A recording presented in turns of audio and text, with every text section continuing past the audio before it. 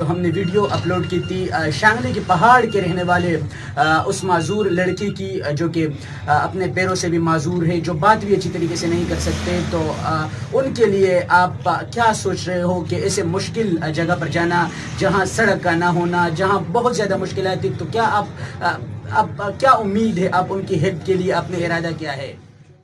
I am voice of disable. اس وقت موجود ہوں بنگا چکو گاؤں جو کہ پنجاب میں واقع ہے.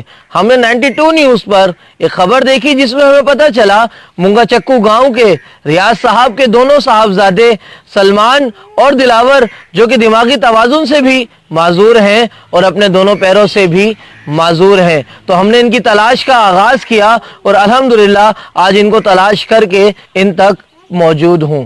سلمان اور دلاور اپنے گھر کی کچی زمین پر دونوں سسک کر زمین پر چلتے ہیں اور ان کی زندگی کے اندر سب سے بڑا مسئلہ چلنے کا ہے.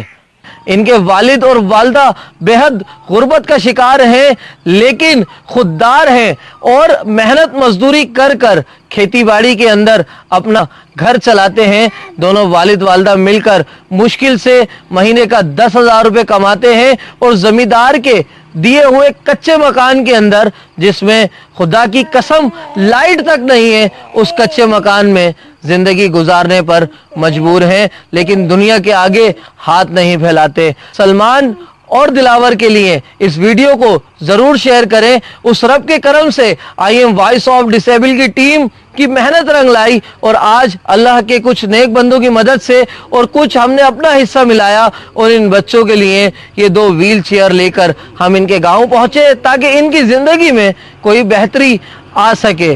خوددار کی خودداری پر ظرف نہ آئے، اس لیے یہ باپ سڑکوں پر بھی نکل سکتا تھا اپنے بچوں کا سہارا لے کر، ان کے سہارے پر بھیک مانگ کر بھی اپنا گھر چلا سکتا تھا، لیکن اس باپ کی خودداری اس بات کی گواہی دیتی ہے کہ محنت مزدوری کر کر اپنے بچوں کو پھر بھی تکلیف میں دیکھ کر اپنا گھر چلانے پر مجبور ہے. تو کیا پاکستانیوں آپ ان کا ساتھ دیں گے؟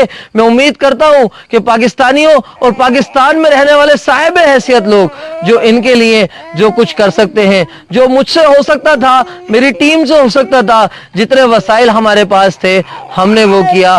اب فیصلہ آپ پر ہے کہ آپ ان بچوں کی زندگی کو بہتر کرنے میں ان کا کس حد تک کے ساتھ دے سکتے ہیں.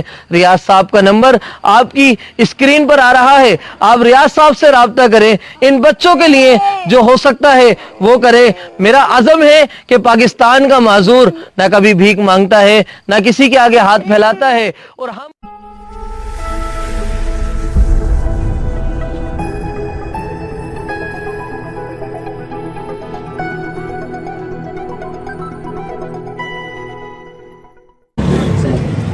بسم اللہ الرحمن الرحیم. میں ہوں حیات یوسف زئی، آپ دیکھ رہے ہیں زمن ٹی وی.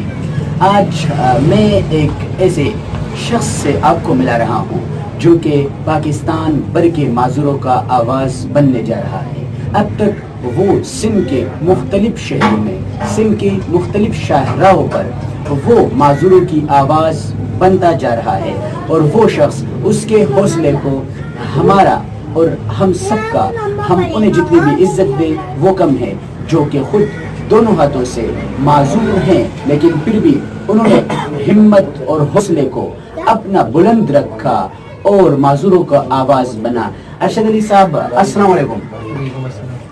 ارشد علی صاحب، کب سے آپ معذوروں کی آواز بن چکے ہو؟ میں نے یہ سفر 17 فروری اور 2019 میں سفر کا آغاز کیا تھا. ایک عبدالرحمان نامی شخص تھا گجرات کا جو میری طرح ہی دونوں ہاتھوں سے معذور تھا، اس کے لیے میں نے سفر کا آغاز کیا. ارشد علی، آپ نے خود سوچا یا کسی نے آپ کو مشورہ دیا، یا کیسے آپ کے مائنڈ میں آیا کہ میں معذوروں کی آواز بنوں؟ میں نے خود سوچا کیونکہ میری خود کی ذاتی زندگی کے اندر اتنی مشکلات تھیں. میرا ادارہ مجھے جس حد تک کے سپورٹ کر رہا ہے، بہت سے معذور ایسے ہیں جو کسی ادارے کی مدد کے تحت نہیں چل رہے ہوتے، اور بہت سے پاکستان کے ادارے ایسے ہیں جو معذور ہونے کے بعد اپنے امپلائیز کو جو ہے وہ نکال کے باہر کھڑا کر دیتے ہیں. تو ان لوگوں کا گزارا، ان لوگوں کا گھر کیسے چلتا ہوگا، تو اس سوچ کو لے کے نکلا کہ میں ایسے لوگوں کی آواز بنوں جو وسائل سے محروم ہیں. تو ارشد علی صاحب، آپ اپنے بارے میں ذاتی بتائیں کہ آپ کیسے معذور ہوئے، اور آپ جس کمپنی میں آپ جاب کرتے تھے تو پھر ان کا رویہ آپ کے ساتھ کیسے رہا؟ میں ایک سنعتی حادثے کے اندر معذور ہوا اپنے دونوں حادثوں سے. 11,000 وولٹ کی جو ہے وہ تاروں پر مجھے شارٹ لگا, اور میں بہت مشکور ہوں اپنے ادارے کا, کہ الیکٹرک کا, MM ایسوسیٹس کا, کہ جنہوں نے شروع دن سے میرا ساتھ دیا.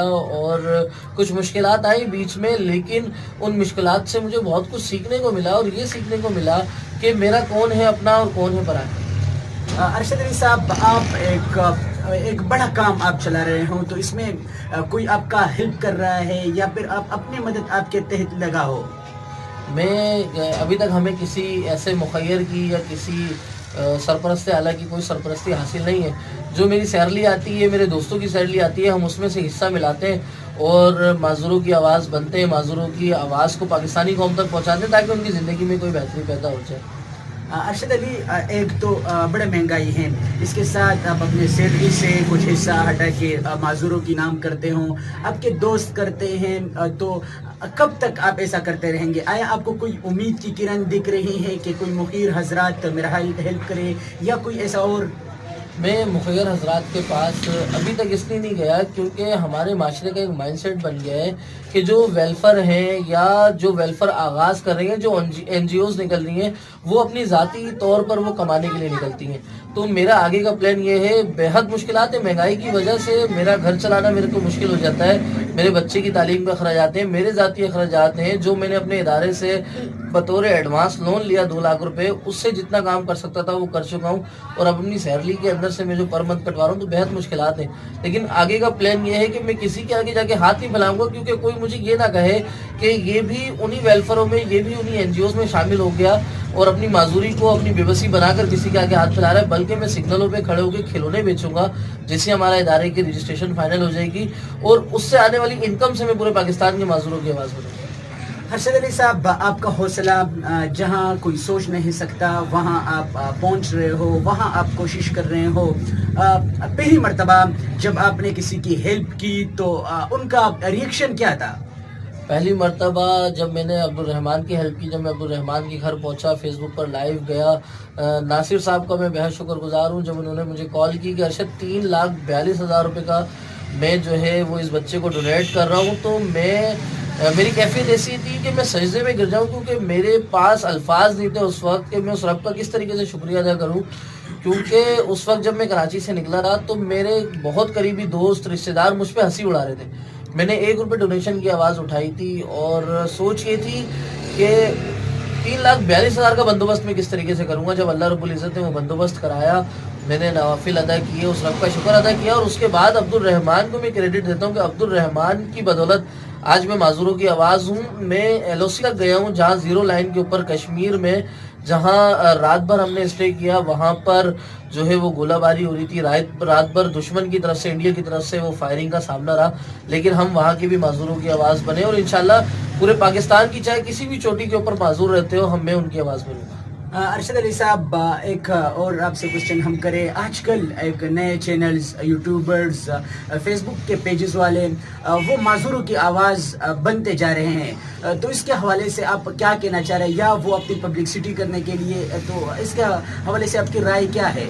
میں خراج تحسین پیش کرتا ہوں ایسے نیوز چینلوں کو جو معذوروں کی آواز ایسے لوگوں تک پہنچاتے ہیں جو ان کی ہیلپ کرنے کا جذبہ رکھتے ہیں, جو خواہش رکھتے ہیں. میں بہت مشکور ہوں نیوز چینلز کا, اور اگر آج میں آواز بن رہا ہوں تو میں اپنی تکلیفوں کو دیکھتے ہوئے, کیونکہ اگر آپ کسی دوسرے کے ہاتھ سے کھانا کھاتے تو آپ کا پیٹ نہیں بھرتا, آپ کو صبر نہیں آتا. پتہ جب چلتا ہے کہ جب آپ کے پیٹ میں شدت تکلیف محسوس ہوتی ہے کہ اتنا کھا لیا. ارشد علی صاحب, زمانگ ٹی وی کی ٹیم آج ایک ہی پوائنٹ پر آپ کے پاس آئی ہے, جو ہم نے ویڈیو اپلوڈ کی تھی شانگلی کے پہاڑ کے رہنے والے اس معذور لڑکی کی, جو کہ اپنے پیروں سے بھی معذور ہے, جو بات بھی اچھی طریقے سے نہیں کر سکتے. تو ان کے لیے آپ کیا سوچ رہے ہو کہ ایسے مشکل جگہ پر جانا, جہاں سڑک کا نہ ہونا, جہاں بہت زیادہ مشکلات ہیں, تو کیا آپ کیا امید ہے, آپ ان کی ہیلپ کے لیے آپ نے ارادہ کیا ہے؟ بالکل, وسائل کی بہت زیادہ خاصا کمی ہے اور مہنگائی کا بہت زیادہ سامنا ہے, کیونکہ میں جب جاتا ہوں تو مجھے کم از کم میری اہلیہ جو ہے وہ میرے ساتھ ہوتی ہیں, پھر ایک ٹیم ممبر مجھے ساتھ لینا پڑتا ہے, اور آپ نے بتایا کہ وہ 2 گھنٹے پیدل کا سفر ہے. جب ہم کشمیر چوکی عثمانی پہنچے تھے تو وہ بھی تقریباً 1.5-2 کلومیٹر دور سفر تھا اور انتہائی خطرناک راستہ تھا, اور رات میں وہاں پر جو ہے انتہائی شیلنگ تھی, لیکن ہم نے نہ گولیوں کو دیکھا نہ سامنے دشمن کو. 700 گز کی دوری پہ دشمن تھا, ہم اس تک گئے. جیسے ہی میرے پاس وسائل ارینج ہوتے ہیں, میری تنخواہ آتی ہے اور میرے دوست احباب مجھے مدد کرتے ہیں میری, تو انشاءاللہ تعالی عزیز میں ان شانگلہ کی پہاڑیوں پر اس معذور بھائی کی آواز بنتا ہوا آپ کو نظر آ رہا ہوں. تو اللہ کرے کہ آپ جیسے ہزاروں پیدا ہو, اور ہمارا سلام ہے آپ کو, ہماری پوری ٹیم کا سلام ہے آپ کو.